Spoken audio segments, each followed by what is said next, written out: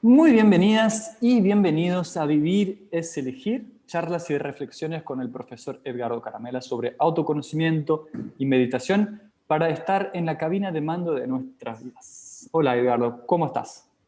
Buen día. Muy bien, acá estoy tratando de estar en la cabina de mandos de este día.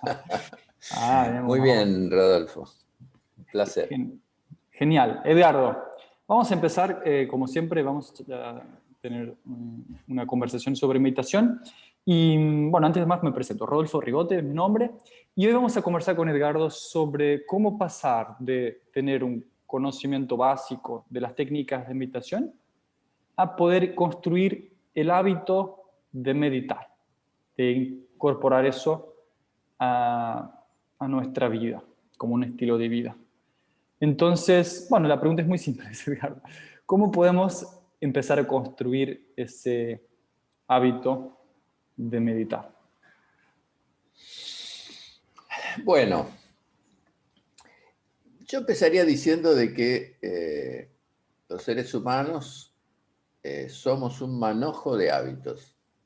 Entonces sacaría la palabra meditación al inicio y reflexionaría un poco y haciendo alusión a la frase que siempre usás como inicio de nuestras charlas, de vivir es elegir, eh, ponernos a observar nuestra vida y nuestros hábitos y empezar a seleccionarlos. O sea, sacar aquellos que consideramos que en esta etapa de nuestra vida ya no nos aportan, no son buenos, no nos ayudan.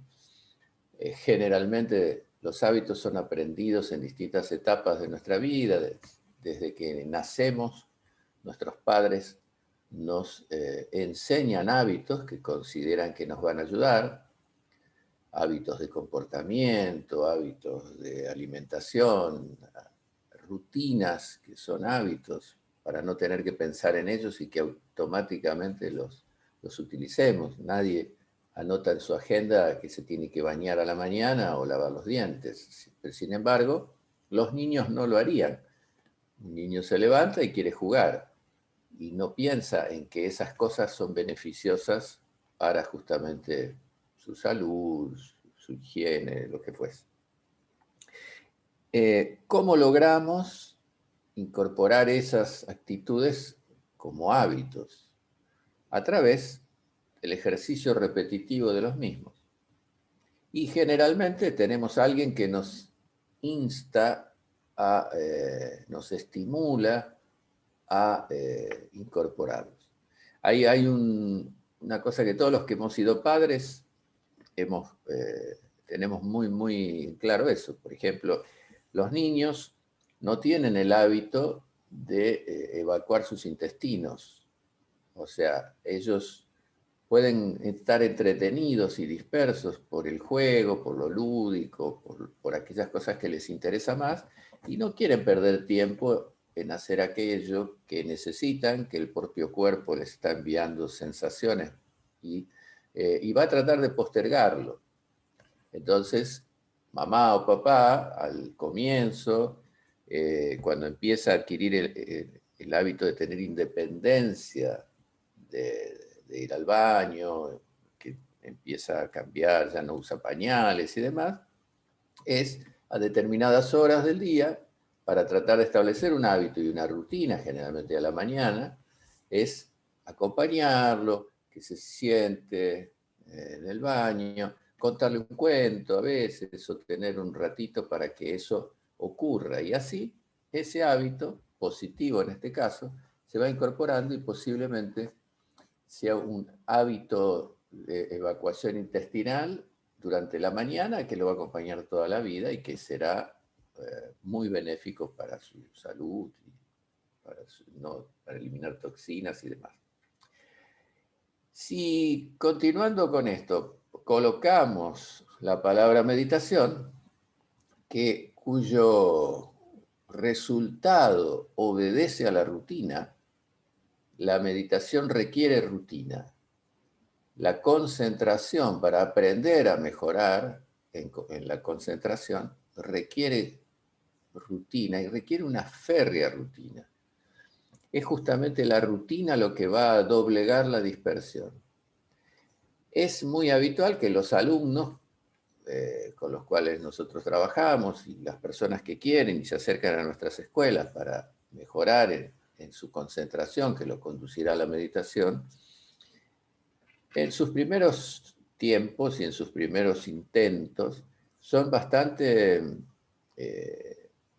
espasmódicos, digamos, o sea, un día están muy, muy entusiasmados con eso, entonces dedican 1 hora, 2 días no, porque se le aparecen otras tentaciones delante, después otra hora, después nada, y así. Eso, imaginemos el ejemplo del niño. Un día lo acompañamos y lo llevamos para que eduque sus intestinos en determinado horario. Durante otros días no, lo llevamos a distintas horas. O anteponemos otra tarea antes que eso. No vamos a conseguir absolutamente ningún tipo de hábito positivo. Al contrario, vamos a generar una actitud contraria a adquirir el hábito. Y eso con la meditación pasa exactamente lo mismo. Y la meditación que hoy está tan de moda y que ya es cool, ya es algo donde yo medito, pareciera que nos coloca en una posición destacada de cierto hasta aire de superioridad muchas veces. En primer lugar hay que aclarar que la mayoría de los que creemos que meditamos no meditamos. No alcanzamos ese estado. Vamos a tener flashes intuicionales que van a empezar a manifestarse, pero el estado lineal de meditación requiere tiempo, ganas y rutina. Entonces, ¿qué podemos sugerir los que ya tenemos varias décadas en esto? Al comienzo, sobre todo, buscar un espacio acondicionado especialmente, que tenga ciertas características, por ejemplo, que no sea ruidoso, que tenga una luz no demasiado estridente, que ya eso nos puede dispersar. Tratar de usar siempre el mismo espacio, no cambiar, porque allí ya los estímulos desde los sonidos, en un lugar escuchamos el tránsito, en otro lugar escuchamos el grito del vecino, o sea, tratar de no cambiar tanto si fuera posible y establecer determinadas horas.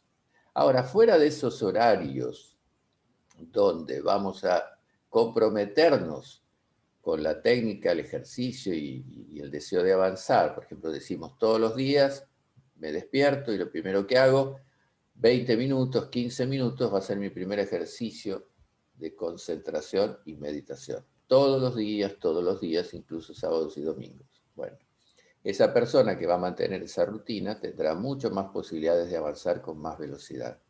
Ahora, ¿eso significa que no vamos a hacer durante el día si tenemos ganas o un tiempo ocioso? Sí, claro.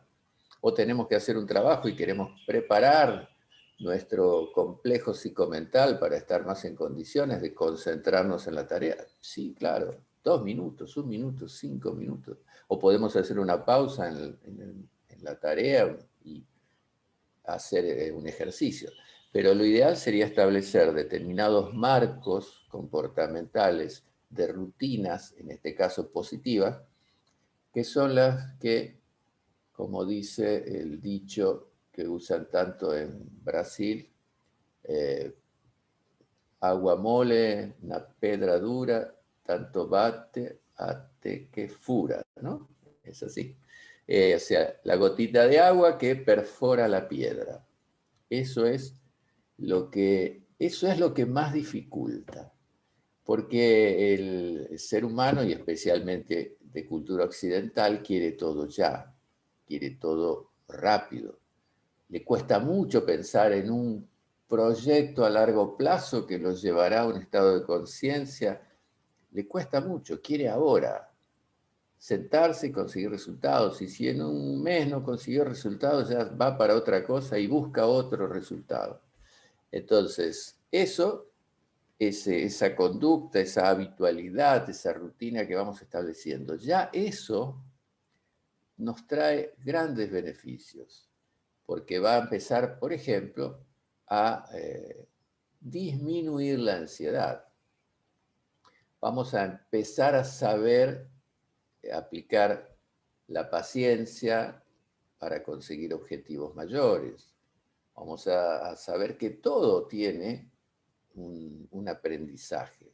Y en este caso, en tratar de aquietar nuestra mente, que se ha acostumbrado a ser hiperestimulada a lo largo de años, después de 30 años, 25 años, 20 años, una persona que fue hiperestimulada y que encontró en la hiperestimulación algo supuestamente positivo, le pedimos ahora que durante un tiempo no corte los estímulos, haga un trabajo de introspección, se observe a sí mismo y entre a otro estado de conciencia totalmente diferente, donde la mente reduce su hiperactividad y así logramos concentrarnos solo en un estímulo y eso nos llevará al estado de meditación. Es eso. No sé si fui claro, pero Clarísimo, es clarísimo. paciencia y rutina. Y puede ayudar estar, o sea, acompañarse con otras personas que están también, o ya tienen ese hábito de meditar, o están en la misma de querer construir ese hábito, o sea, como que el ámbito, no sé si es social, pero juntarse con un amigo o dos amigos para entrar en la misma, en el mismo proyecto, puede llegar a ayudar. Sí, claro, porque cedemos fácilmente a la falta de estímulo. O sea, por ahí un día no tenemos ganas, otro día. Entonces siempre la asociación con otras personas que comparten las mismas ganas y los mismos deseos, eso nos estimula. Si combinamos que vamos todos los días a las 9 de la mañana a hacer nuestra práctica, si nos conectamos esa energía del otro, hoy yo estoy con más pila y entonces lo estimulo al otro. Es como decir, vamos a salir a correr. Si salgo solo, es distinto a que si salgo con un grupo que se ayudan mutuamente y no, vamos, sumate, vení, no dejes, que esto está bueno. O sea, esa egrégora, como usando esa palabra, que es la suma de las energías físicas, mentales y emocionales de dos o más personas que tienen un fin determinado, eso siempre es estimulador. No es que si nos sentamos uno al lado del otro, mi meditación va a ser más profunda. No, es el hecho de decidir ejercitarlo, lo que hace, lo que es bueno que nos estimulemos. O aunque no nos juntemos, pero, hoy practicaste, no te olvides, mañana hacelo, ponete una alarma, yo te voy a llamar 15 minutos antes. En fin, miles de variables que podemos tener, pero somos seres sociales, precisamos mucho del estímulo, como también si tenemos la posibilidad de aprender con alguien que ya lo sabe hacer, eso tracciona, eso ayuda, porque es que como salir a recorrer un camino que no conozco con un vaqueano de la zona, o sea, me va a ir avisando, me va a ir diciendo, no, cuidado aquí, cuidado ahí, hay un pozo, esta pendiente es más exigida, por lo tanto, caminemos más despacio, en fin. Es alguien que ya tiene un camino recorrido, que sabe que va a haber dispersiones mentales, que sabe que va a haber momentos donde nuestra propia mente trabaja en contra y no quiere que entrenemos, entonces nos va a dispersar. En fin, todas esas cosas, esta persona nos va a saber ayudar, qué técnicas respiratorias podemos usar, en fin, qué posición física nos conviene más. Todo eso son colaboradores de nuestro proceso. Muy bueno. Entonces, a mí se me ocurrió ahora, me parece que es una buena idea crear una especie de grupo de desafío, ¿no? Juntar una gente que quiere empezar a a practicar o que ya practica pero quiere consolidar el hábito, que quizás juntarse en un grupo ya sea de WhatsApp y ahí todos van tratando de incentivar a todos los que tienen menos ganas un día, quizás incentivan los que tienen, al Sí, contrario, claro. los que tienen más ganas incentivan a los que tienen menos ganas, puede ser una buena idea armar ese Lo grupo. primero es, claro, lo primero es explicar claramente, sin mitos y sin eh, magia, que es un proceso técnico, que es un trabajo que tiene mucho que ver con lo biológico, que es desarrollar una capacidad. Hay veces que hay algunos sectores más de tipo espiritualista y demás que consideran que cuando uno dice que la meditación es una técnica, la desvaloriza. Y no, no la está desvalorizando, porque es una técnica que llevará a un estado de conciencia. O sea, es un aprender otro recurso. ¿Y cuánto nos costó aprender el lenguaje? ¿Cuánto nos costó aprender a escribir? ¿Cuánto nos costó aprender a caminar? Bueno, son capacidades. ¿Cuánto nos costó aprender a respirar bien? O sea, ¿cuántas cosas hemos aprendido que nos han costado? Si nosotros quisiéramos aprender ahora un nuevo idioma, no sé, chino, nos costaría y nos costaría años. No pensemos que va a ser diferente aprender algo tan complejo en cierta forma, no es complejo, es simple, pero que es desaprender el haber aprendido una manera de usar nuestro complejo mental y ahora usarlo de otra forma. Entonces lleva su tiempo. Y lo primero para mí es, si yo tengo un grupo que quiere empezar de cero, es primero explicar teóricamente qué es lo que vamos a hacer y qué es verdaderamente la meditación.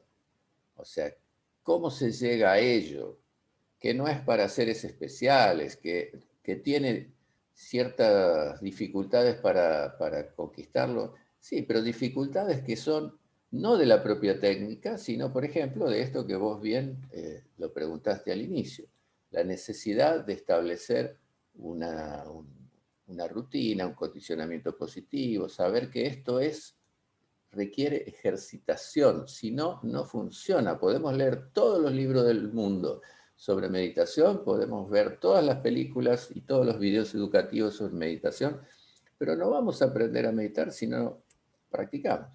O sea, es simple, es así. Y por lo tanto, lo primero es desmitificar, es sacar todas las conexiones con cuestiones místicas, religiosas y demás, y ponerlo en el contexto que verdaderamente tiene y cómo fue creado.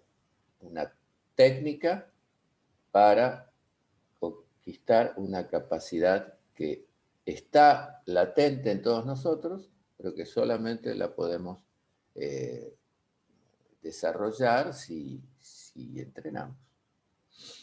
Ahí dijiste una palabra que me llamó mucho la atención, que fue proceso. O sea, como todos los procesos no se hacen de un día para el otro, tienen un desarrollo, tienen quizás incluso etapas o fases en que uno primero quizás tiene, o sea, las dificultades de quien empieza por primera vez sentándose no van a ser las mismas dificultades del que ya tiene quizás 3 meses de entrenamiento o 3 años de entrenamiento, 30 años. Entonces, no sé si querés, si puedes darnos un poco una luz sobre cómo es un poco ese proceso, si es que hay alguna si está definido ese proceso, no sé, muy bien.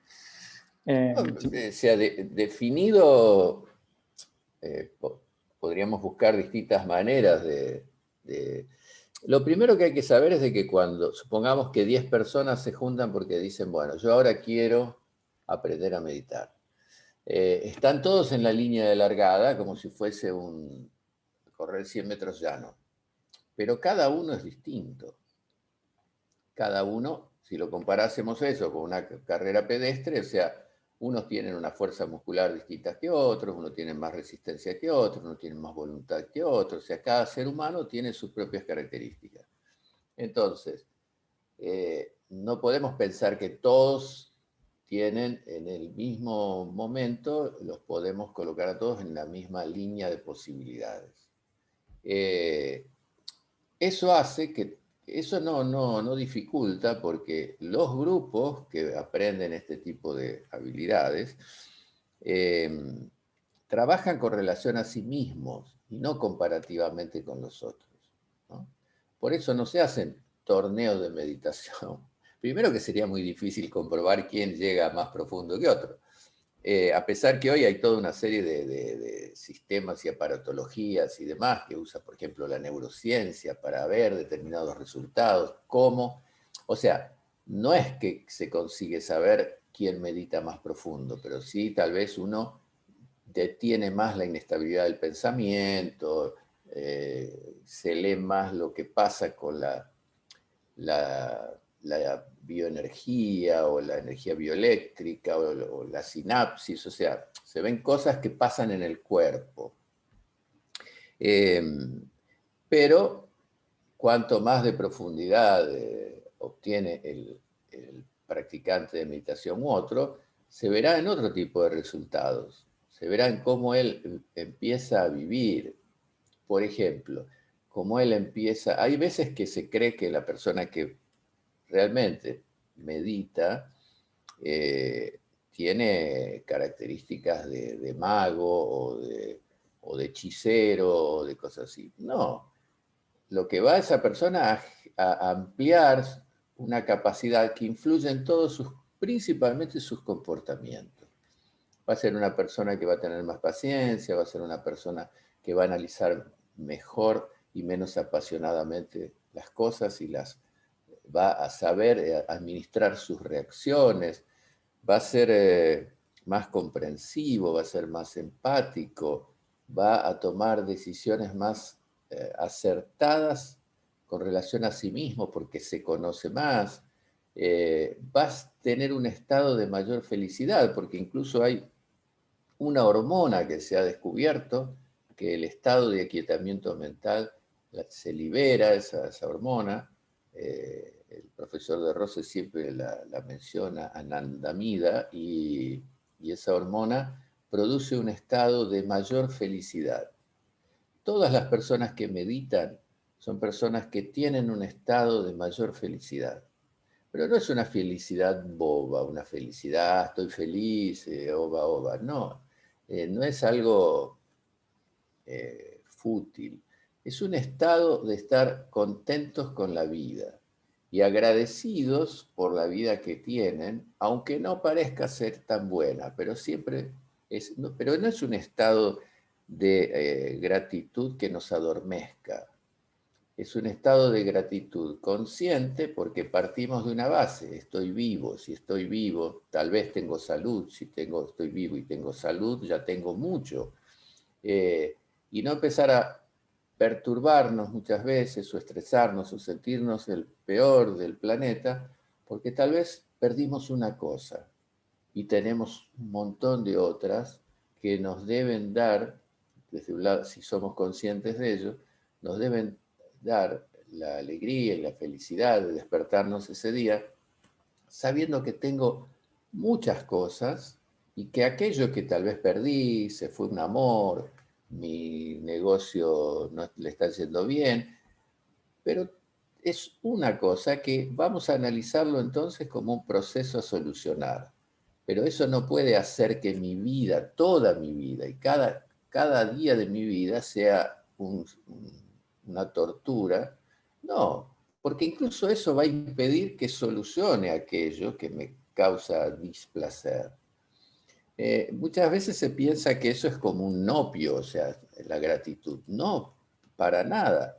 La gratitud es un estado de ampliación de la conciencia, de reconocer lo que tengo, valorarlo y usar eso para que mi autoestima mejore, y entonces, si tengo más autoestima, decido salir a la cancha, digamos, a mejorar aquello que no está tan bien, ¿no? Todo eso se va consiguiendo desde un proceso de autoobservación. Y lo que la meditación nos va conduciendo es a un estado de autoconocimiento, o sea, de conocernos más, porque en cierta forma lo que hacemos es dejar de estar pendiente con lo que pasa afuera y empezar a estar más conocedor de lo que pasa adentro. Y las filosofías, especialmente orientales, porque es de donde viene la meditación, entienden justamente que precisamos conocernos, saber quiénes somos cada uno de nosotros, llegar a nuestra más profunda intimidad y a partir de allí poder desarrollar la vida que queremos tener, que es nuestra. Por eso se lo asocia a un estado de libertar al ser humano, libertarlo ¿de qué? De las confusiones, de las ataduras, de las cosas aprendidas que él ya no quiere utilizar, de reconocer sus propios talentos y sus fuerzas. ¿Cuántas veces uno le pregunta a una persona y le dice, bueno, pero ¿cuál es tu deseo más profundo? O sea, ¿qué sabe? Generalmente muchas veces te responde, bueno, yo sé lo que no me gusta, pero no sé exactamente lo que me motiva. Bueno, busquemos eso, encontremos nuestra motivación, encontremos nuestro deseo. Todo eso va siendo consecuencia de un estado de aquietamiento mental y de búsqueda interior que nos va haciendo que nos conozcamos más y a partir, nadie puede relacionarse bien con otros si no se conoce a sí mismo. O sea, eso también es básico. Nadie puede dar lo que no tiene. ¿Y cómo saber lo que tengo si no investigué en mí? Y no se trata de una cosa obsesiva. Va ocurriendo como consecuencia de disciplinarnos en este hábito, de concentrarnos y, por supuesto, de alcanzar ese estado de conciencia, de superconciencia, mal llamado, pero llamado meditación. Vos me leíste los pensamientos porque te iba a preguntar qué cambia en la vida del que logra tener el hábito, construir ese hábito de meditar, pero ya fuiste respondiendo así que muchas de esas cosas que acabas de mencionar, así que muy bueno. Y Tal vez se funcione, que te da intuición. claro, está. Bueno, esa es una de las cosas que ocurre cuando uno va avanzando en la práctica de meditación. Que no es que la gente cree que uno va a ser el oráculo, no. Simplemente uno está más perceptivo. Entonces, tal vez, sin darme cuenta y sin siquiera saber por qué ni cómo funciona, sino ser consciente que funciona, uno se antecede a veces, a muchas veces, a la pregunta del otro con el que está hablando. Y pasa, así, es una sensibilidad que uno va teniendo. Y sí, es el cerebro funcionando de una forma más que no es tan restricta, no sé, que no es tan... Sí, yo diría que es más que el cerebro. El cerebro es el órgano que tenemos, que es donde se realizan todos los procesos mentales. Pero es más que el cerebro, es todo lo que somos.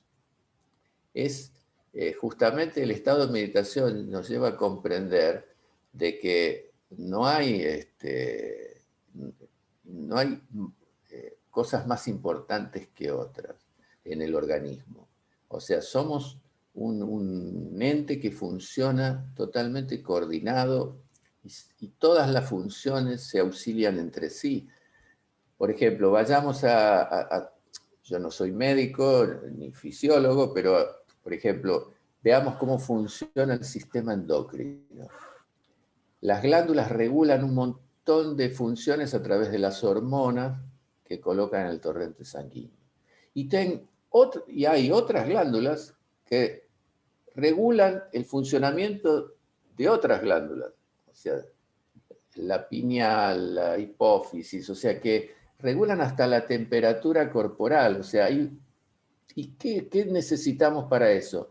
Dosis mínimas, casi tan pequeñas que casi ni se pueden medir, de hormonas que tienen que estar en nuestro torrente sanguíneo y distribuirse y actuar. Entonces, hay todo un conjunto de elementos y eso empezamos a entender. Y si vamos a dar un salto hacia la interpretación de la relación que existe entre el hombre y el cosmos, y sin caer en misticismo ni nada, sino yendo a las tradiciones antiguas, especialmente orientales, y filosofías de aquel tiempo, que el hombre es un microcosmos. O sea que si se conoce más, tiene más relación de ese gran universo en el cual él existe. Entonces, el autoconocernos implica aprender, porque la mayoría de los procesos que ocurren aquí dentro se repiten en mayor escala en un plano más universal o cósmico. De allí que hay algunos que dicen, como científicos, como Hawking y demás, que podríamos decir que el hombre está construido por polvo de estrellas. ¿Y eso por qué? Porque en algún momento hubo esa gran explosión, llamémosle Big Bang o Brahman o como quieran, de acuerdo al lenguaje que usemos, en donde empezó ese proceso que llevó a la vida orgánica y que nos trajo a este estado después de muchos millones de años de evolución en el cual estamos. Pero aquí dentro está toda la historia de esa evolución, ¿no? Esa memoria que existe en nosotros, inconsciente colectivo para Jung, registro akáshico para los filósofos de Oriente, está, pero no está a nivel consciente. Está en un nivel no consciente que podemos empezar a tornar más consciente. También a través de ese estado que empieza a ocurrir y ampliar nuestras capacidades nuestras, que es el proceso que nos llevará a la meditación. Y vos lo sabés, porque sos profesor de esto, que la cosa no termina en meditación. Yo diría que empieza en meditación, porque la meditación es un estado de superconciencia, es más que un estado consciente, pero hay estados de hiperconciencia, pero eso es más sutil y daría para otro ciclo. Sí, vamos a hacer otro ciclo de conversaciones que se llamarán, ya no van a ser vivir, es elegir, va a ser meditar, es volar. Podría No sé, ser en otro tiempo verbal, podría ser vivo porque elegí. No sé, exactamente. Bueno, excelente. Y algo que vos comentabas también sobre poder crear el hábito, de construir la rutina, más que el hábito, ahora vamos a hablar de rutina, ¿no? De meditar, justo vos dijiste una rutina férrea.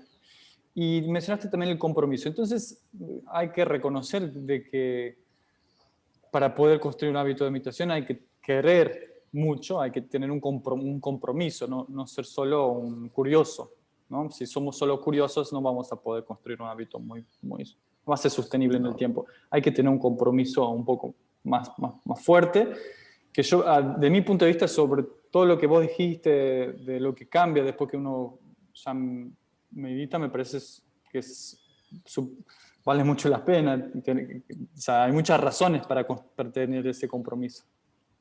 Sí, Rodolfo, el curioso que busca satisfacer su curiosidad. Yo tengo curiosidad de saber qué hay dentro de esa habitación que está con la puerta cerrada. Consigo la llave, abro la puerta, miro, era eso. Cerré, sigo mi vida. El que busca un proceso de autoconocimiento, que no es solamente mirar lo que hay dentro de una habitación, sino comprender todo lo que hay en este conjunto de habitaciones, no se sacía, no se siente pleno con descubrir un pedacito, sino lo que quiere es la integridad, la totalidad de lo que es vivir. de lo que es el proceso de vivir. O sea, ¿qué significa? ¿Por qué estamos vivos?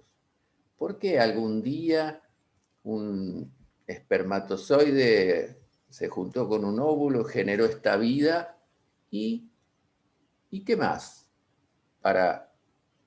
Solo para estar vivo, ¿no? ¿Qué significa estar vivo? Claro, yo no lo puedo responder porque no tiene la misma respuesta para vos que para mí. O sea, para algunos podrá ser el placer, la vida misma. Para otros podrá ser el placer que le da el esfuerzo. Para otro podrá ser no sé, la sensorialidad. Para otro podrá ser el crecer. En fin, son distintas motivaciones que va. Pero ¿cómo las descubrimos? ¿Cómo encontramos esta frase tan dicha, el sentido de la vida, si ni siquiera sabemos por qué vivimos? Y lo que vos decías de desear las cosas, en este caso de tener el compromiso, tener las ganas, sí, y no solamente es desear, porque deseo es, o sea, todos tenemos miles de deseos, pero ¿cuántas metas tenemos? Alguien dijo alguna vez que la diferencia entre esas palabras es que una meta es un deseo con fecha de vencimiento. O sea, es comprometernos a decir, yo quiero eso. Hay un texto muy antiguo del siglo III antes de Cristo de un filósofo llamado Patanjali, que él habla para conquistar este estado de conciencia y de autoconocimiento, que él dice, él solo será posible para aquellos que lo deseen intensamente, ¿no? Y después en el siguiente dice, ¿y cómo se consigue eso? A través de abhyasa, práctica diligente, o sea, a través de desearlo, ¿para qué? Para practicar todos los días sin interrumpir esa constante tarea que nos autoimponemos, porque ese esfuerzo incluso nos da placer, porque imagínate, yo deseo mucho esto, yo soy músico y me encanta, yo quiero ser el primer violinista del mundo. ¿Cuántas horas voy a dedicar al violín? Mis dedos van a quedar hasta sin piel de tanto ensayar, voy a tener hasta no sé, una desviación de la columna de tanto mantener esa posición desde niño. Pero todo eso no puede, no va a lograr distraerme de mi deseo final, que es la música, ¿no?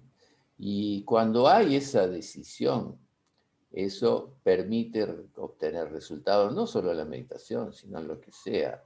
Ahora, también tenemos algo que tenemos que saberlo, que esa fuerza también se cultiva y se desarrolla como haciendo. Al principio rechazo aquello y después lo incorporo y pasa a ser algo que me atrae a hacerlo y que me da felicidad hacerlo.